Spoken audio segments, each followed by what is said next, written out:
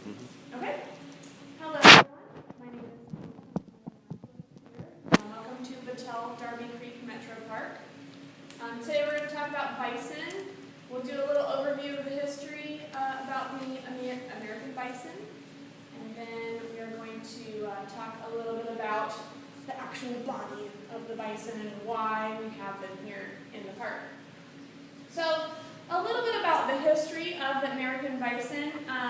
Actually, a lot of people call them buffalo, and it's okay to call them buffalo, but actually their scientific name is called bison, so double bison. And people call them buffalo because a long time ago, when the French explorers were coming into North America, they were familiar with the true buffalo, which you would find in Africa and Asia. And actually, they look like this. This is a real water buffalo. So something like this you would find in Africa and Asia. Which is different from what we have here, which I have this is not a very good picture here, but this is an adult and a calf. And so when those French explorers were coming through the country, they noticed that, of course, they looked kind of similar, and they called them le boeuf, which what did they call le boeuf? It's French. Can you please spell it if you know? L-E-B-E-U-F.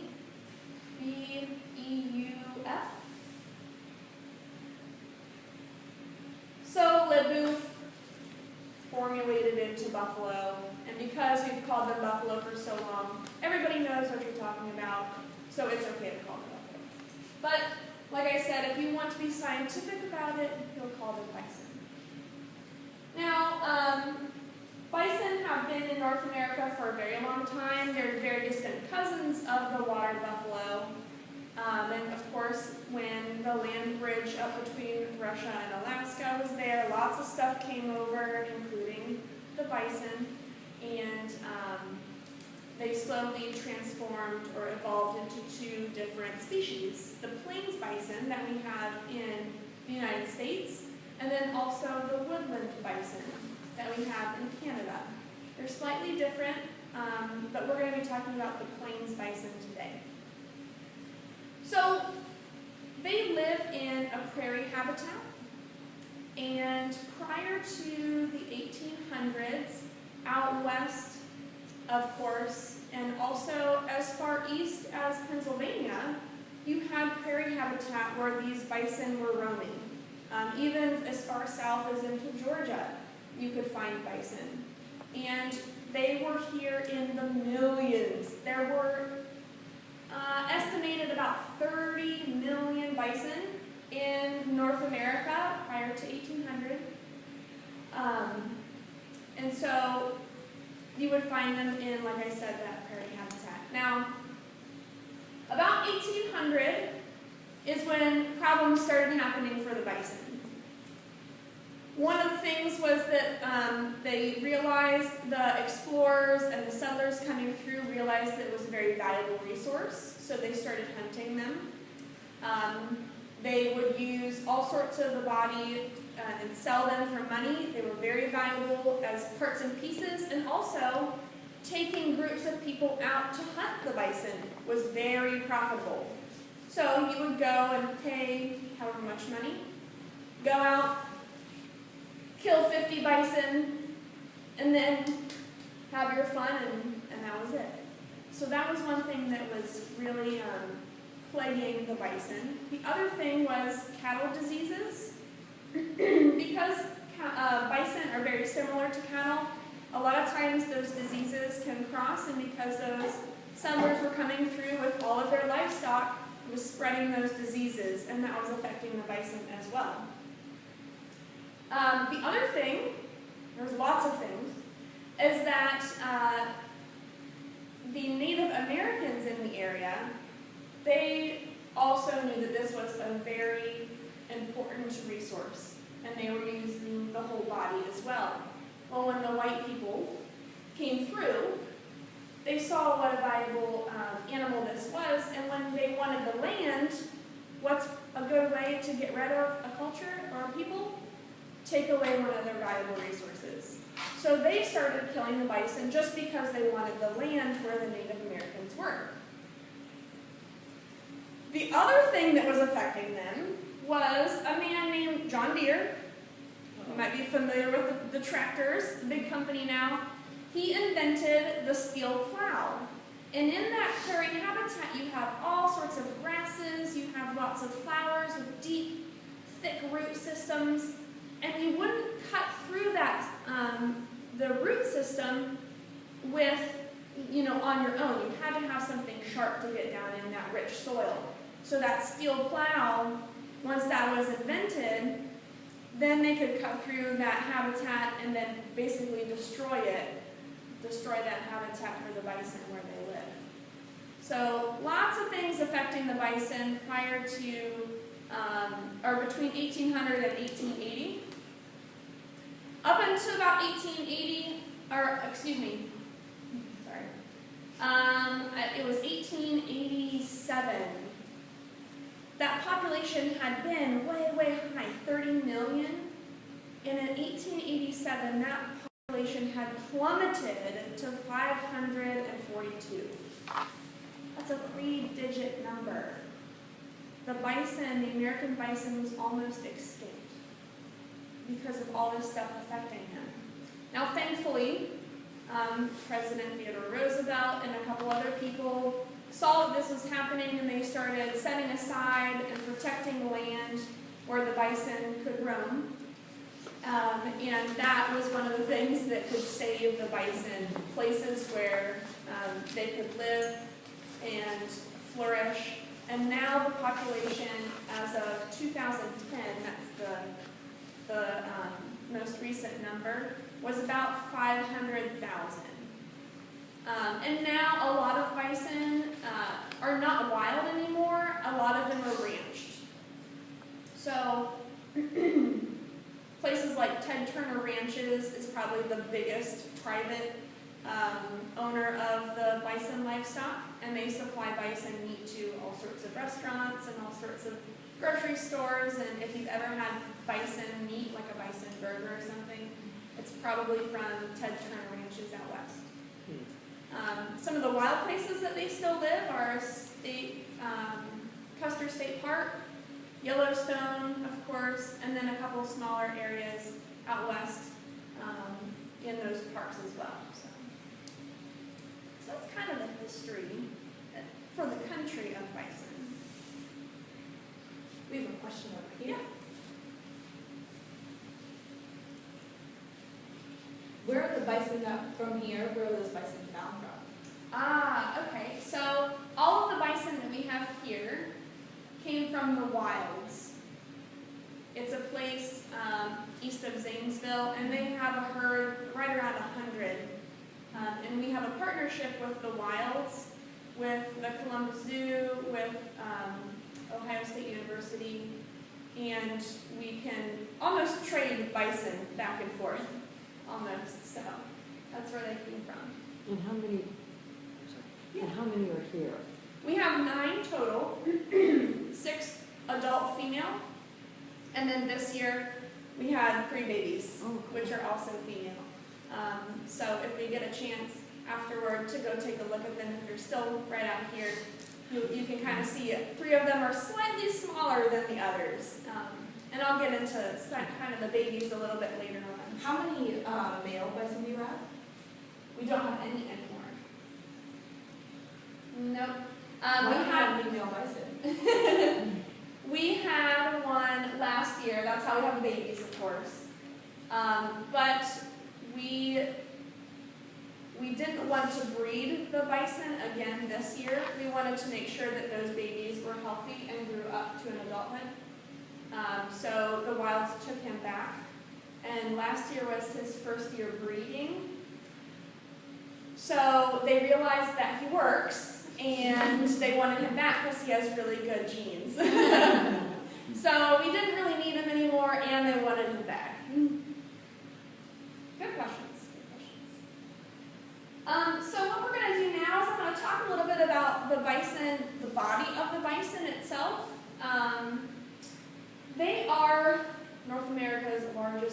land mammal. They're bigger than polar bear, they're bigger than moose, they're bigger than grizzly bears, they're giants. Their body can be 9 to 11 feet long. The males will get up to 6.5 feet tall, and they'll weigh 2,000 pounds. Females are slightly smaller. They're only about 6 feet high, and they're only about 1,000 pounds. So about half the weight. You notice right here I have this pelt of the bison. This would be the tail end. Their tail is usually about 3 feet long. That helps to swat bugs away, of course, just like any other animal with a tail. And then up here, where this blonde hair is, this is that hump that they have. And inside of that hump, are these vertebrae. There are basically big spines off the vertebrae. And the reason why the bison has this hump is because it's a counterbalance to its big, giant, heavy head right here.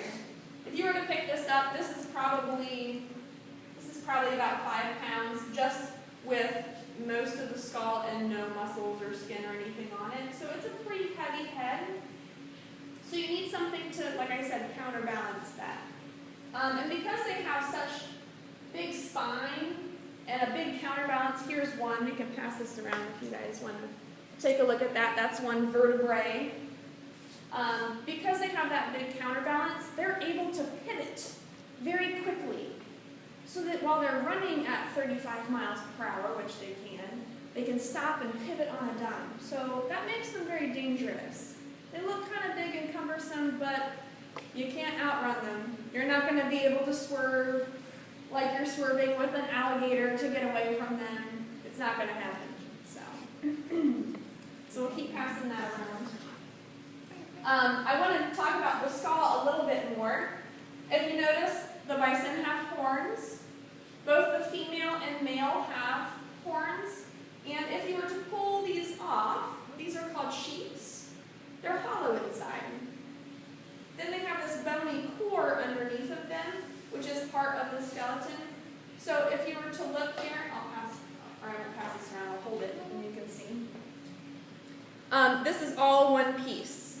It's not an antler because antlers fall off every year, like a deer. This, you'd have to break it off, and then it's not going to grow back. So it's all one piece.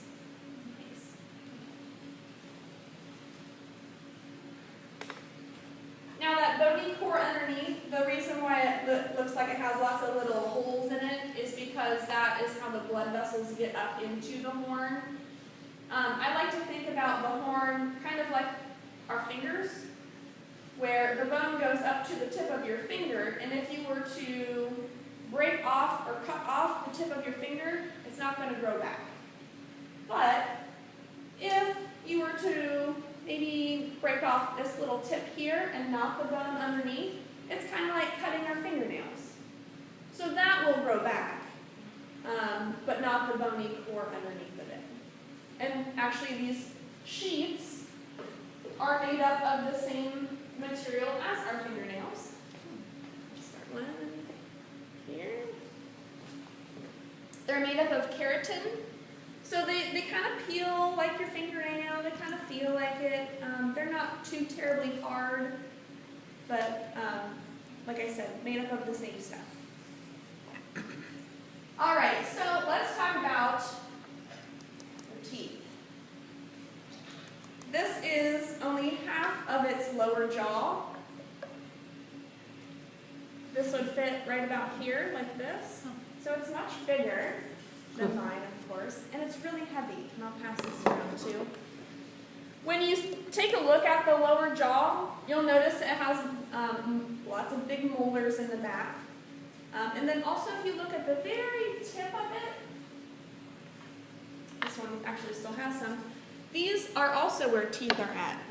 These teeth would clip the grasses really close to the ground, and then they would grind all of that grass up with their molars. Then they would swallow it, and after a little while, or if they get to a safe spot, they'll cough it back up, and they'll chew it again. This is called chewing your cud, and the bison is called a ruminant. Cows are ruminants, deer are ruminants. It simply means that they have 4 stomachs, and they chew their cud. It's a system of fermentation and breaking down all the nutrients in the grasses. So pretty heavy, huh? Yeah. Big teeth. Big teeth. Now, after you eat for 9 to 11 hours a day, and you chew all that cud, you swallow, you're processing through your 4 stomachs, eventually you're going to have to poop. And I actually have some of that here. This is a cow patty, or I guess it's a bison patty. But if you look really closely at that, you'll see little bits of grass in there. That's all that they eat, is grass. They don't eat flowers. They may occasionally get a bug on the plants. But for the most part, it is just grasses. And of course, you'll, like I said, be able to see that in there. Now, if you're very daring, you can smell it. See if it smells. John smell it. It didn't smell like anything. No, it doesn't really have any smell because it's dry. It's been in that box for over 2 years. So, I'll take these for you. So when something is dried out like that, there's no moisture for bacteria to survive on it, and bacteria is what's going to make that smell. And it's really fun to pass this around to kids, and they think that they're smelling something, but only because they should be. Their brain is telling them that they're smelling something, but they're really not. So, but yeah, the bacteria is, so there is no odor. This is one of those things with the bison that's really useful to people out in the prairie. In a prairie habitat, there are no trees. So, you don't have any firewood. How are you going to cook all your stuff? You're going to collect all of this, and you're going to stack it up, because basically this is just dried grass. And you're going to light it on fire. You can cook your food over all this burning bison scat. You can tan things. You can do all sorts of stuff with the bison poop on fire. Wow. So they kind of use the poop just as they would with campfire wood? Yeah. Oh, It is kind of cool. It's kind of weird to think about, but it's very handy to have around because there's lots of this stuff around there. No firewood. So, another part of the bison, and I forgot to mention this with the horns, or the horns. I'll take these. Is that these oftentimes they would use them for maybe a horn or maybe a cup. But if you've ever heard of the term gunpowder horn, this is what they're talking about. So a gunpowder will be put into this horn. It will be capped off, and they can just hold it on their belt like this, and it's ready to go. Just a nice little pouch for things.